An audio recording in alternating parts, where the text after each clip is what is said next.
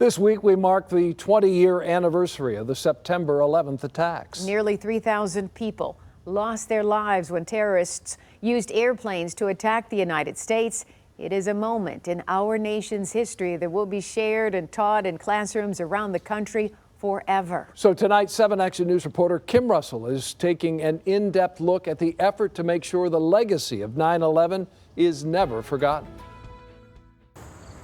Jacob Campbell is a senior at the University of Michigan studying business. The semester just started in Ann Arbor, and he's getting ready to leave for New York City.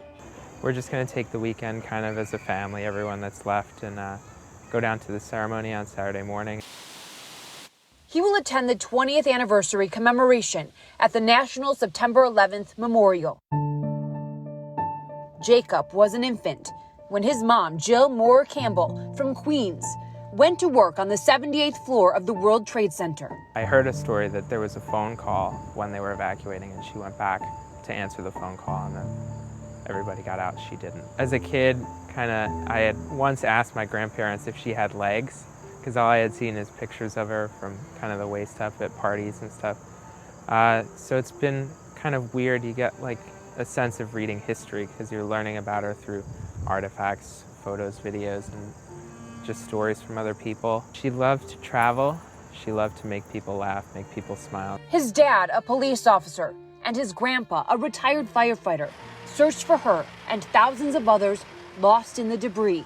It cost his grandpa his life. Did what he could for a short period of time and wound up contracting 9/11 related cancer later on, passing away from it. As we prepare to mark the 20th anniversary of September 11th, children around the country will be getting history lessons in school about something that happened before they were born. So the first time I learned about or heard about 9/11, it was in school. Third grade, I think they decided, was a good time to tell us. A lot of people that are older that have lived through it have always talked about the change after 9/11, how their lives drastically changed, how even like the small changes made a big impact. But we've always grown up in this new reality. Myself and a number of other people felt that we were in danger of losing firsthand knowledge of what happened. Patrick Anderson is the founder of the Michigan Remembers 9/11 Fund, which aims to honor the 42 people with Michigan ties who died in the terror attacks. He will speak at a ceremony at the Wayne County First Responders Memorial in Plymouth on Saturday. I was in the World Trade Center when the first plane hit, so I actually felt the first plane hit. We want people to understand, for example, that these were innocent Americans that were there. They didn't know what was happening. There was somebody who literally was trying to kill as many Americans as possible. I'm only here because I had firefighters that helped me get out, some of whom didn't get out themselves. So I want Americans to know not only about the loss, but also about the heroism, because that's part of our character as a country. The 9/11 Education Trust also works to help develop curriculum to make sure those lost and those who rushed to help are not forgotten.